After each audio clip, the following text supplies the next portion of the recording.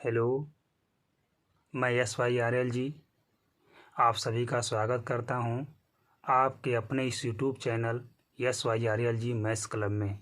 आज हम लोग प्रेजेंट कंटीन्यूअस टेंस का पैसिव वॉइस बनाने का नियम का अध्ययन करेंगे। कैसे प्रेजेंट कंटीन्यूअस टेंस का पैसिव वॉइस बनाते हैं। इसके पिछली वीडियो में हमने आपको सिखा चुका है कि टेंस एक्टिव वॉइस से पैसिव वॉइस कैसे बनाते हैं। उस नियम को एक बार आप देख लेंगे। ये बिल्कुल उसी तरह से है, बस कुछ ही चेंज इसमें है।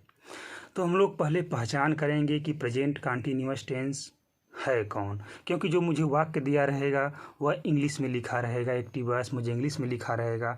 उसे पहचान करने का सिर्फ दो फंडा होता है। अगर किसी भी मुख्य क्रिया के पहले रूप में ING लगा हो तो हमें समझ गए कोई न कोई कंटीन्यूअस टेंस है, कोई न कोई कंटीन्यूअस टेंस है। लेकिन मुख्य क्रिया में ING लगा हो और हेल्पिंग वर्ब EJMR हो, हेल्पिंग वर्ब क्या हो, EJMR हो, तो हम ये कन्फर्म कर लेंगे कि वह जो सेंटेंस है प्रेजेंट कंटीन्यूअस टेंस है।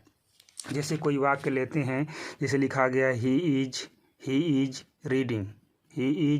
Reading a book. बाबू यही वाक्य लिखा गया है, कह रहा है इसका एक्टिव वॉइस बनाइए। तो पहले इसको पहचानिए कि है कौन टेंस। तो हम लोग क्या देख रहे हैं, मुख्य क्रिया के प्रारूप में क्या लगा हुआ है, ING लगा हुआ है, और सहायक क्रिया क्या लगा हुआ है, इज लगा हुआ है। तो हम जानते हैं कि helping verb is, am, are किस टेंस में आता है, तो प्रेजेंट टेंस में आता है। और इसी में अगर मुख्य क्रिया में प्रारूप में ING लगा हो तो कौन टेंस हो जाएगा, प्रेजेंट कंटीन्यूअस टेंस।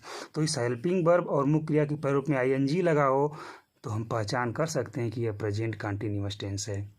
ठीक है, इसको समझाने के लिए हमने यहाँ पे लिखा है पहचान कैसे करेंगे। तो मुख्य क्रिया के पहले रूप में क्या लगा होगा, ING लगा होगा, और उस वाक्य में हेल्पिंग वर्ब EJMR का प्रयोग किया गया होगा, तो हमें समझ जाएंगे कि वो प्रेजेंट कंटीन्यूअस टेंस है। जब हम समझ गए कि प्रेजेंट कंटीन्यूअस टेंस है तो कैसे बनाते हैं उसका पैसिव वॉइस। हम लोग 4 सेंटेंस के हिसाब से पढ़ेंगे, सेंटेंस के हिसाब से पढ़ेंगे।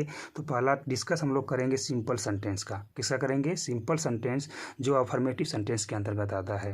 तो सिंपल सेंटेंस का पैसिव वॉइस कैसे बनाएंगे, इसके लिए हम लोग एक फार्मूला को लर्न करेंगे। फार्मूला क्या होता है, नीचे लिखा गया है।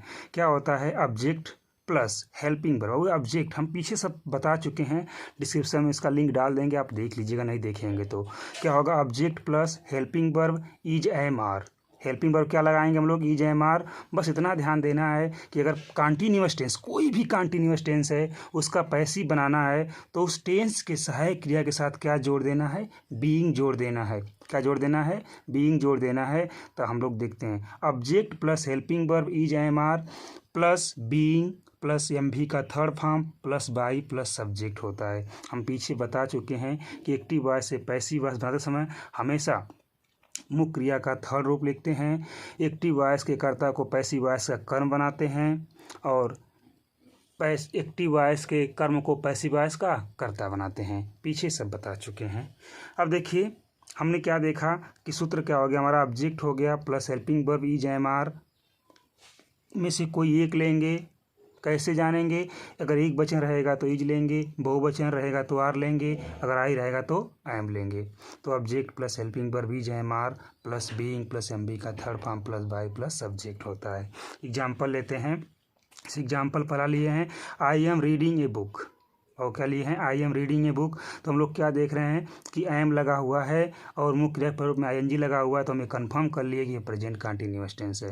जब कंफर्म कर लिए तो हम लोग देखेंगे कि इसमें कर्म कौन है। तो कर्म कौन है, ऑब्जेक्ट कौन है, ए बुक है। तो ऑब्जेक्ट कहाँ लिखते हैं, ये पैसिव वॉइस का कर्ता बनाते हैं ऑब्जेक्ट को, तो क्या हो जाएगा, ए बुक हो जाएगा। ए बुक हो गया। अब ये एक बुक क्या है, एक वचन है कि बहुवचन है, तो हम क्या देख रहे हैं कि एक वचन है, तो इसमें से क्या लाएंगे, सहायक क्रिया इज लगाएंगे। क्या लगाएंगे, इज लगाएंगे। फिर क्या जोड़ देंगे, बीइंग जोड़ देंगे। MV का थर्ड फॉर्म हमेशा लिखते हैं, तो MV का थर्ड फॉर्म क्या हो जाएगा, रीड हो जाएगा। और फिर क्या लगाते हैं, बाई लगाते हैं, बाई लगा दिए। अब जो ये कर्ता आई है, ये कर्म बनेगा, ऑब्जेक्ट बनेगा, तो आई क्या हो जाएगा, मी हो जाएगा। अर्थात क्या हो जाएगा, a book is being read by me. दूसरा एग्जाम्पल लेते हैं। जैसे एग्जाम्पल दिया गया है दूसरा आप लोग को, the players are playing football. तो इसे कैसे बनाएंगे, अब इसमें हम देखना है कि ये है कॉन्टेंट्स। तो हम क्या देख रहे हैं कि आर लगा हुआ है, एम बी के फर्स्ट रूप में आईएनजी लगा हुआ है, तो ये कौन टेंस है, प्रेजेंट कंटिन्यूअस टेंस है। अब ये फुटबॉल क्या है, ऑब्जेक्ट है, तो फुटबॉल क्या बनेगा, पैसिव का सब्जेक्ट बनेगा, तो फुटबॉल लिख लिए। फुटबॉल एक वचन की बहुवचन, सिंगुलर की प्लूरल, तो फुटबॉल एक वचन है, सिंगुलर है, तो सहायक क्रिया किसका प्रयोग करेंगे, ईच का प्रयोग करेंगे। किसका प्रयोग करेंगे, ईच का। देखिए इसमें से कोई एक ले लेंगे, ईच ले लेंगे, और इसके साथ क्या जोड़ना है, बीइंग जोड़ना है, बीइंग जोड़ेंगे।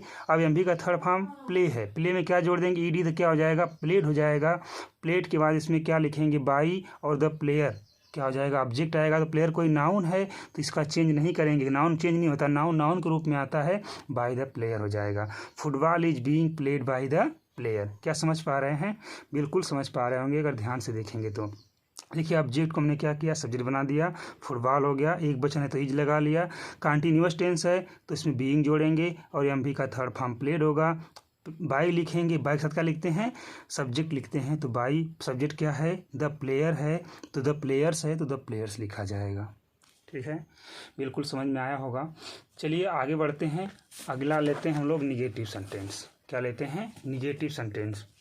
इसका पैसिव वॉइस बनाना कैसे बनाते हैं, सब वही नियम होगा, बस इतना ध्यान देना है, सब वही नियम रहेगा, बस इतना ध्यान देना है कि जो हम लोग बीइंग का प्रयोग कर रहे हैं, जैसे हेल्पिंग वर्ब इज बीइंग लगाते हैं, आर बीइंग लगाते हैं, आर बीइंग लगाते हैं, आई एम बीइंग लगाते हैं, इस तरह लगाते हैं ना। इतना ध्यान देना है कि जब भी निगेटिव सेंटेंस बनाना हो, जब भी निगेटिव सेंटेंस बनाना हो, उसका पैसिव बनाना हो, तो ध्यान दीजिएगा हमेशा सहायक क्रिया के बाद नॉट आएगा। कहाँ आएगा, सहायक क्रिया के बाद नॉट आएगा, उसके बाद जो भी कुछ लगाना होगा लगाया जाएगा सेंटेंस के हिसाब से। देखिए बताया गया है। पैसिव वॉइस कैसे बनाएंगे, तो पहले उसका क्या होगा फार्मूला, तो ऑब्जेक्ट होगा, पहले ऑब्जेक्ट लिखेंगे, ऑब्जेक्ट के बाद क्या होता है, helping verb is am are में से कोई एक चूज करेंगे, इसके बाद क्या लगा देंगे, नॉट लगा देंगे, उसके बाद क्या लगाएंगे, बीइंग लगाएंगे, फिर क्या लगाएंगे, एम बी का थर्ड फॉर्म लगाएंगे, फिर बाई लिखेंगे, फिर क्या लिखेंगे, सब्जेक्ट। ठीक है, ये सब्जेक्ट को एक्टिव वॉइस से उठा के यहाँ पे लाए हैं, लेकिन ये सब्जेक्ट जो है कोई प्रोनाउन रहेगा उसके हिसाब से यहाँ चेंज कर देंगे, ऑब्जेक्ट के रूप में लिखेंगे, क्योंकि ये सब्जेक्ट किसके रूप में लिखा जा रहा है, ऑब्जेक्ट के रूप में लिखा जा रहा है। तो इतना ध्यान देना है कि जब भी प्रेजेंट कंटिन्यूअस टेंस का निगेटिव सेंटेंस का पैसिव वॉइस बनाना हो, तो सहायक क्रिया और बीइंग के बीच में क्या होना चाहिए, नॉट होना चाहिए। जैसे लिखा गया है, they are not eating apples. अब यहाँ पे हम क्या देख रहे हैं, आर नॉट लगा हुआ है, नॉट जिस वाक्य में नॉट आए तो निगेटिव सेंटेंस होता है। एप्पल्स, ये एप्पल्स हमारा क्या है, ऑब्जेक्ट है, क्या है, ऑब्जेक्ट है, जो बहुवचन के रूप में है, प्लूरल फॉर्म में है। इसे जब इसको उठा के ले जाएंगे कहाँ, पैसिव वॉइस का कर्ता बनाएंगे, तो क्या हो जाएगा, एप्पल्स हो जाएगा। एप्पल्स बहुवचन है इसलिए क्या लगाएंगे, आर लगाएंगे, आर लिखेंगे, आर लिख दिए, एप्पल्स आर नॉट। अब इसमें क्या जोड़ना है, बीइंग जोड़ना है, एम बी का थर्ड फॉर्म क्या होता है, ईटेन होता है, फिर बाई लगाएंगे, देख क्या हो जाएगा, देम हो जाएगा। ठीक है, दूसरा वाक्य, जैसे you are not helping us. अब ये अस ऑब्जेक्ट है, इसे ले जाएंगे, पैसिव का बनाएंगे सब्जेक्ट, तो अस का क्या हो जाएगा, वी हो जाता है। वी बहुवचन की एक वचन, बहुवचन है इसलिए क्या लगाएंगे, सहायक क्रिया आर लगाएंगे, नॉट है तो नॉट लगाएंगे, इसमें क्या जोड़ना है, बीइंग जोड़ना है, एम बी का थर्ड फॉर्म क्या लिखेंगे, हेल्प्ड। एम बी क्या होता है, थर्ड फॉर्म हेल्प्ड होता है, फिर बाई लिखेंगे, यू का ऑब्जेक्ट यू ही होता है, तो क्या बन गया, you are not being helped by you. समझ पा रहे होंगे। तीसरा वाक्य एग्जाम्पल में लेते हैं, जैसे लिखा गया, ही इज नॉट प्लेइंग हॉकी। इसमें हम क्या देख रहे हैं, जो हॉकी है क्या है, ऑब्जेक्ट है, ऑब्जेक्ट है, यह हॉकी कहाँ जाएगा, सब्जेक्ट की जगह जाएगा, अर्थात हॉकी पहले लिखेंगे पैसिव वॉइस में। हॉकी हो गया, हॉकी एक वचन की बहुवचन है, सिंगुलर की प्लूरल है, तो हम लोग क्या देख रहे हैं, सिंगुलर है, एक वचन है, तो क्या लगाएंगे, सहायक क्रिया इज लगाएंगे, वाक्य में नॉट है तो नॉट लगा लिए, और हम जानते हैं प्रेजेंट कंटिन्यूअस में जो पैसिव वॉइस बनाते हैं क्या जोड़ते हैं, सहायक क्रिया के साथ बीइंग जोड़ते हैं, तो नॉट के बाद क्या जोड़ देंगे, बीइंग, और एम बी का थर्ड फॉर्म प्ले क्या होता है, प्लेड होता है, और बाई लिखेंगे, ही का ऑब्जेक्ट क्या हो जाएगा, तो हिम हो जाएगा। Hockey is not being played by him. चौथा एग्जाम्पल लेते हैं, जैसे लिखा गया है, I am not reading a book. अब इसमें मुझे देखना है कि हम तो पहचान गए कि एम लगा है, एम बी के फर्स्ट फॉर्म में आईएनजी लगा, प्रेजेंट कंटिन्यूअस टेंस है। अब देखना ऑब्जेक्ट कहाँ है, ऑब्जेक्ट क्या है, ए बुक है, ए बुक कहाँ जाएगा, आगे आ जाएगा तो लिखा जाएगा ए बुक। ए बुक एक वचन की बहुवचन है, एक वचन है तो क्या लगाएंगे, सहायक क्रिया इज लगाएंगे, और नाट है तो नाट लगा लेंगे, नहीं रहेगा तो नहीं भी लिखेंगे, नाट है तो नाट लगा लिए। अब क्या जोड़ना है, बीइंग जोड़ना है। रीडिंग का थर्ड फॉर्म क्या होता है, रीड का थर्ड फॉर्म रीड ही होता है, और फिर क्या लिखते हैं, बाई, और आई का क्या हो जाएगा, ऑब्जेक्ट, तो मी हो जाएगा। इस तरह से क्या बन गया, a book is not being read by me. समझ पाए? उम्मीद करते हैं कि आपको समझ में आया होगा। यदि आपको वीडियो अच्छी लगे इसको लाइक कीजिए, इस चैनल को अपने दोस्तों में शेयर कीजिए और सब्सक्राइब कीजिए। धन्यवाद।